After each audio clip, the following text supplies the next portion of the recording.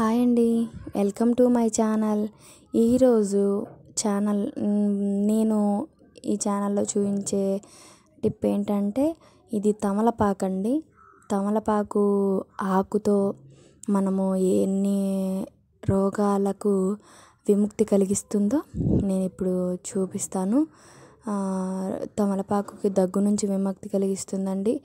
మనము అన్ని విధాలుగా కూడా చాలా మనకి ఉపయోగపడే తమలపాకు అండి ఇది.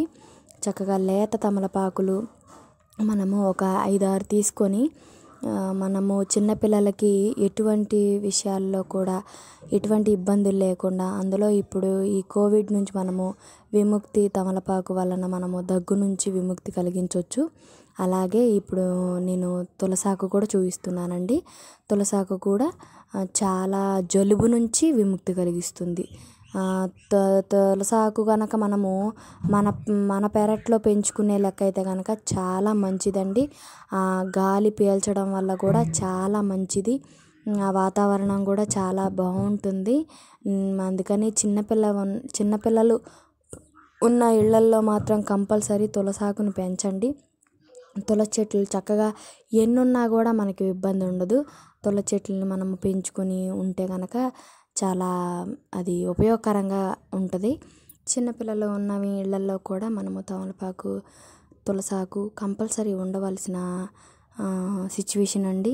చిన్నపిల్లలకే కాదు పెద్దవాళ్ళకు కూడా మనము తులసాకులు కనుక మార్నింగే లేవగానే మనము కొంచెం ఒక 4-5 ఆకులు నోట్లో వేసుకొని చక్కగా నమిలేసి మింగేస్తే కనుక చాలా ఆరోగ్యంగా ఉంటాము. తులసాకుని మనం చేస్తే కూడా ఒక పూజకి ఉపయోగించినవి మాత్రం కాదండి, మామూలుగా పెరట్లో ఉండేవి మనము ఈ వైద్యానికి ఉపయోగించాలి. పూజ చేసి చెట్లను అయితే కనుక మీరు ఆ ఆకుల్ని యూస్ చేయకూడదు.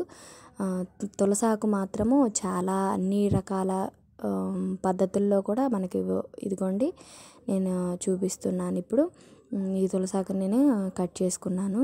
తమలపాకులు ప్రజెంటు నా దగ్గర లేవని తమలపాకు చూపించట్లేదండి. తమలపాకు రసం కూడా మనము ఎలా తీసుకోవాలి, రసం ఎలా తీసుకోవాలన్నది నేను ఈ వీడియోలో చూపిస్తున్నాను. రసం అలా చేతిలో వేసుకొని చక్కగా నలిపేసేస్తే కనుక చాలా పెద్దవాళ్ళకి కొంచెం అనుభవంగా ఉంటుంది. కొంచెం వాళ్ళ దగ్గర ట్రైనింగ్ తీసుకుంటే కనుక మనము అది ఎలాగన్నది మనము ప్రాక్టీస్ చేయొచ్చండి. నేను మా అమ్మగారి దగ్గర నుంచి నేర్చుకున్నాను. అది అలా తీస్తే కనుక రసం వస్తుంది. ఆ రసము మనము జలుబు రాకోకుండా అరికట్టవచ్చు. వేడి నీళ్ళలో పెద్దోళ్ళు అయినా కూడా వేడి నీళ్ళలో వేసుకొని తాగిస్తే మంచిదండి. ఇప్పుడు జలుబు దగ్గు రాకోకుండా ఉండడానికి మనము ఈ టిప్లు యూస్ చేస్తే కనుక కన్ఫర్మ్గా ఫలితం ఉంటుంది. మా బేబీస్కి నేను 3 నెలల పిల్లల కాడ నుంచి నేను యూస్ చేస్తున్నాను. మెడిసిన్ మాత్రం చాలా తక్కువ, దగ్గు జలుబుకి మాత్రం ఇవే ఉపయోగించానండి. దగ్గుకేమో తమలపాకు, జలుబుకేమో తులసాకు కంపల్సరీ చాలా బాగా పనిచేస్తుంది. అసలు మాత్రం డెఫినెట్లీ మీరు ట్రై చేసి చూడండి. ఎటువంటి రూపాయి ఖర్చు లేకుండా మనము పెరట్లో దొరికేవి యూస్ చేయడం వల్ల మనకి ఎలా రోగ నిరోధక శక్తి ఎలాగన్నది, రోగాలు ఎలా పోవాలి అన్నది చూపిస్తున్నాను నేను. దగ్గు జలుబు నుంచి చూడండి రసం ఇలా ఇంత వచ్చింది. అలాగా ఇప్పుడు మనము వడపోసుకుంటున్నాము దాన్ని.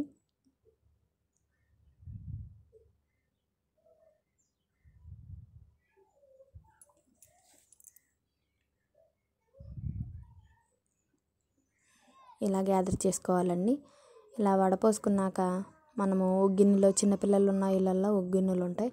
ప్రతి ఒక్కరు కూడా గిన్నెతో పోసుకుంటే కనుక వీలుగా ఉంటుందని చెప్పి గిన్నెలో పోసుకొని ఇప్పుడు నేను మా బేబీకి పోస్తాను.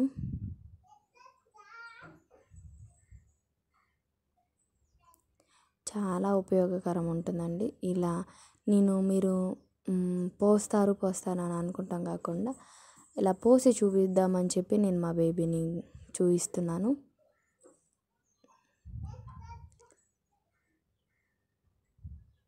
ఫస్ట్లో అయితే ఏంటో అని దడుచుకుందండి, తర్వాత మాత్రం చాలా బాగా తాగేసింది. ఏంటంటే వాళ్ళకి ప్రాక్టీస్ అయిపోయింది. ఎప్పుడు కూడా నేను పోస్తూ ఉంటాను కాబట్టి వాళ్ళకి అలవాటు అయిపోయింది. ఏముండదు, దానివల్ల ఎఫెక్ట్స్ ఏముండవు. జలుబు రాకోకుండా వచ్చినప్పుడే పోయడం కాదండి, రాకోకపోయినా కూడా వారానికి ఒకసారి పోసుకుంటే కనుక చాలా మంచిది. లైక్ చేయండి, షేర్ చేయండి.